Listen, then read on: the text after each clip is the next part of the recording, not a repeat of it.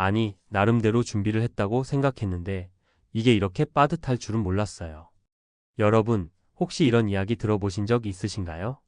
대기업에서 30년 넘게 일하면서 부장까지 달아놓으면 뭔가 든든해 보이잖아요. 나이 50대 중후반쯤 되면 이제 슬슬 퇴직 후 인생을 즐겨야지라고 생각하면서 혹은 어느 정도 목돈도 모았고 퇴직금도 꽤 받을 테니 괜찮겠지라고 마음을 놓곤 합니다. 하지만 막상 퇴직하고 나니 한 달 만에 생활비가 버겁게 느껴진다면 어떨까요? 흔히들 매달 월급이 들어올 때랑 고정 수입이 사라진 뒤의 삶은 완전히 다르다고 말합니다. 이건 정말 실감 나는 이야기예요. 보통 직장 다닐 때는 매달 꼬박꼬박 나오는 월급이 있잖아요.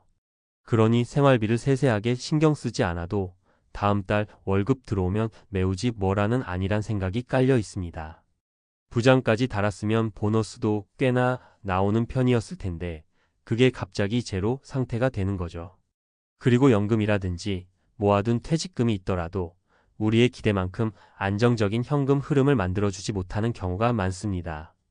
오늘은 그런 은퇴 후 삶을 미리 체감해보고 대비할 수 있도록 실제로 겪게 되는 문제와 사례 3가지를 간단히 살펴보겠습니다.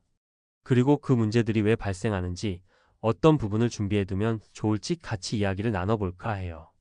1. 한 달 생활비? 생각보다 더 많이 들어가는데 사실 은퇴 전에는 어떤가요? 퇴근길에 친구나 후배들 만나 한턱 쏘거나 가족들 외식도 종종 하고 가끔은 해외여행도 떠납니다. 대기업 부장 정도라면 월급이 적지 않았을 테니 생활 수준 역시 어느 정도 유지하고 있었겠죠. 그런데 은퇴 후에는 어떨까요? 월급이라는 고정 수입이 사라집니다. 퇴직금이 들어오긴 하지만 아파트 대출금 갚고 자녀 결혼자금 지원하고 이것저것 세금 내고 나면 손에 남는 돈이 생각만큼 많지 않습니다. 국민연금이나 개인연금이 있다 해도 전체적인 생활비를 충당하기엔 부족할 수 있습니다. 흔히들 난 대기업에서 30년 다녔으니 퇴직금도 많고 연금도 있으니 괜찮아라고 생각하지만 요즘 현실은 그리 녹록치가 않아요. 왜냐하면 자녀가 이미 독립했어도 부모님을 부양하거나 아파트나 주택 유지비로 매달 몇십만 원씩 나가는 고정 지출이 생기기 때문이죠. 또 은퇴한다고 해서 갑자기 생활 수준을 확 줄이기도 쉽지 않아요. 30년간 유지해온 라이프 스타일은 몸에 배어 있으니까요. 이런 분들의 가장 큰 고민은 지금까지 써왔던 돈보다 훨씬 적게 써야 하는데 그게 잘 안 된다는 겁니다. 당연한 심리죠.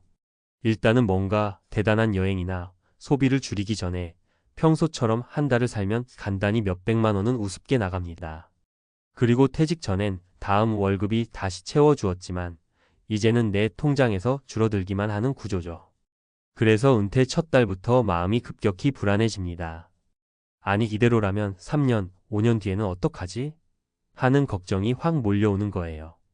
이게 바로 은퇴하자마자 충격을 받는 대표적인 이유입니다. 2. 사례로 보는 은퇴 후 한 달의 현실. 그럼 이제 실제로 겪는 사례를 3가지 살펴볼까요? 물론 사람마다 상황이 다르지만 주변에서 흔히 볼 수 있는 이야기들이에요. 사례 1. 가족 행사가 몰아쳐서 마이너스 58세 전 대기업 부장 어씨. 어씨는 대기업에서 30년을 근무하고 58세에 명예퇴직했습니다. 퇴직금도 제법 받았고 국민연금도 몇 년 뒤면 받을 수 있으리라 생각했죠. 그런데 막상 은퇴하자마자 자녀 결혼식이 잡힙니다. 웨딩 비용 일부 지원해야 하고 예단이며 혼수며 예상치 못한 금액이 크게 들어가죠. 그래도 내 아들 결혼인데 부모로서 해줄 수 있는 건 해줘야지 하는 마음 반, 남들 보는 눈도 있는데 하는 마음 반. 문제는 그 직후예요. 퇴직금을 상당히 썼으니 통장 잔고가 훅 줄었습니다. 그런데 곧이어 본인 부모님 칠순 잔치까지 잡혔어요. 형제들 간 분담이라지만 또 꽤 큰 돈이 나갔죠. 당장은 매달 꼬박꼬박 들어오는 월급이 없으니 충당할 방법이 뭘까요? 결국 여기저기서 빌리거나 거치식으로 묶어둔 적금 펀드를 깨야 합니다. 은퇴 후 한 달 만에 통장 잔고가 눈에 띄게 줄어드니 눈앞이 캄캄해지는 거죠. 이렇게 가족 행사가 은퇴 시점에 몰리면 예상보다 훨씬 큰 충격이 옵니다. 사례 2. 부양할 가족이 많아서 마이너스 60세 전 대기업 부장 B씨. B씨는 올해로 만 60세가 되었습니다. 기존엔 그래도 연봉이 꽤 됐기에 매달 부모님 용돈, 자녀 학자금, 가족 보험료 등을 신경 쓰지 않고 낼 수 있었어요. 주말에 가족끼리 외식도 자주 하고요. 문제는 퇴직 후예요. 부모님 요양원 비용이 계속 올라가고 자녀 중 한 명이 아직 취업 준비 중이어서 경제적으로 독립하지 못했습니다. 심지어 집 대출금도 조금 남아있어 매월 이자와 원금을 상환해야 해요. 퇴직금이 꽤 들어왔긴 했지만 대출을 먼저 청산하지 않으면 금리 부담이 커서 힘들고 그래도 여기저기 낼 돈은 계속 생기죠. 연금은 아직 몇 달 뒤 혹은 12년 뒤에나 받을 예정이고 막상 손에 쥔 현금 흐름이 없으니 생활비가 감당이 안 된다는 말이 자연스레 나옵니다. 평소 루틴대로 부모님께 용돈 드리고 아들 학원비 내주고 통신비 보험료 공과금 내고 이런 고정비만 합쳐도 1200만 원이 우습게 나갑니다. 거기에 식비, 교통비, 경조사비까지 더하면 한 달 새에 퇴직금이 금세 줄어드는 거죠. 사례 3계획 없이 뭐 어떠겠어 했다가 마이너스 55세 전 대기업 과장 C씨. 이분은 부장은 아니지만 그래도 대기업에서 과장까지 했으니 월급이 꽤 나왔습니다. 회사 분위기가 어려워지면서 55세에 희망퇴직을 신청했죠. 퇴직금으로 소자본 창업도 해볼까, 투자도 해볼까 고민하다가 일단 좀 쉬고 싶다며 휴식기를 가집니다. 그런데 이 쉬는 몇 달이 은근 길어지면서 들어오는 돈 없이 나가는 돈만 쌓이는 형국이 되어버렸어요. 그래도 가족들이 당신 30년 일했는데 쉬는 것도 당연하지라고 했지만 문제는 그 휴식 동안 생활비는 누가 낼 거냐 하는 겁니다. 저축도 해둔 게 있어 한두 달은 괜찮았죠. 하지만 부장까지 달지 못했고 오래 버틸 만한 목돈을 마련해 두지도 못했으니 퇴직금과 적금을 깨서 생활비를 충당하게 됩니다. 당장 회사를 안 다니니 직장 의료보험 혜택도 제한적이고 각종 보험료도 바뀌어 부담이 커집니다. 이럴 줄 알았으면 미리 준비를 해둘 거리라는 후회가 은퇴 두어 달 만에 찾아왔어요. 3.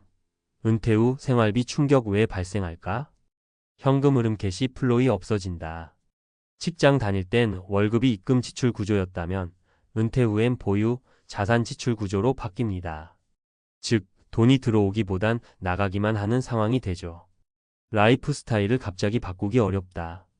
사람들이 가장 많이 하는 말이 갑자기 지출 수준을 줄이기 힘들다는 겁니다. 평생 써오던 돈 씀씀이를 한 달 만에 바꾸기는 정말 어렵죠. 예상 못한 지출이 터진다. 가족 행사, 병원비, 세금, 각종 공과금 은퇴 시점에 맞춰 아무 일도 없을 거란 보장은 없습니다. 오히려 인생의 중요한 이벤트가 몰려올 가능성도 꽤 높아요. 4. 그럼 어떻게 준비할까? 결국 은퇴 전부터 철저히 준비하는 수밖에 없습니다. 라는 이야기가 가장 먼저 나오겠죠.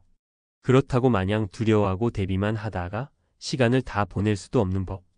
어떻게 하면 좋을까요? 구체적으로 생활비를 계산해 보기. 은퇴 전 매달 쓰는 돈을 카테고리별로 꼼꼼히 기록해 보는 게 중요해요. 내가 주로 어디에 돈을 많이 쓰고 있는지 파악해야 은퇴 후 어느 부분에서 지출을 줄일 수 있을지 판단할 수 있죠. 은퇴 후 소득 창출 계획 세우기.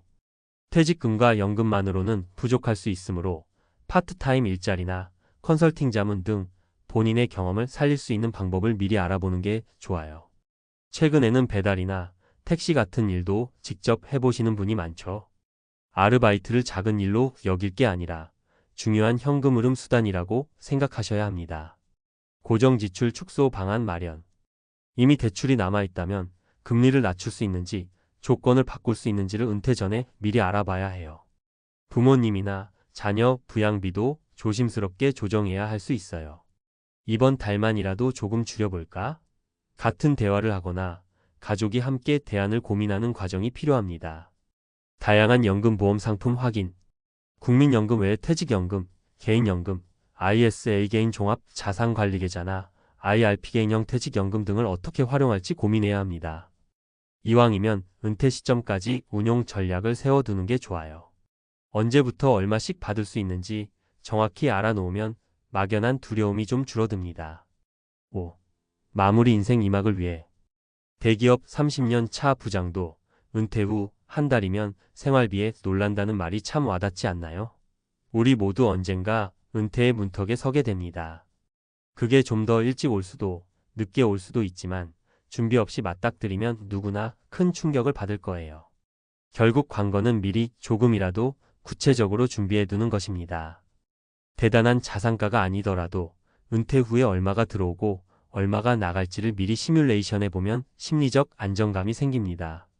또한 은퇴 이전에 소비 습관을 조금씩 바꾸고 새로운 일이나 수익 창출 루트를 만들어 놓으면 더욱 좋겠죠. 사실 퇴직 후 한 달이 지나봐야 비로소 내가 한 달에 이렇게 많이 썼구나 하고 현실을 깨닫는 분들이 대다수입니다. 그전까지는 월급이 들어오니까 구체적으로 체감하기가 어렵거든요. 하지만 큰 폭풍이 오기 전에 미리 기상청 예보를 보고 대비하듯이 은퇴 준비도 똑같아요. 설마 뭐 어떻게든 되겠지라고 넘겨짚기보다는 최대한 구체적으로 상황을 그려보고 리스크를 줄여야만 합니다. 아직 은퇴가 멀었다면 지금부터라도 작은 것부터 준비해 보세요.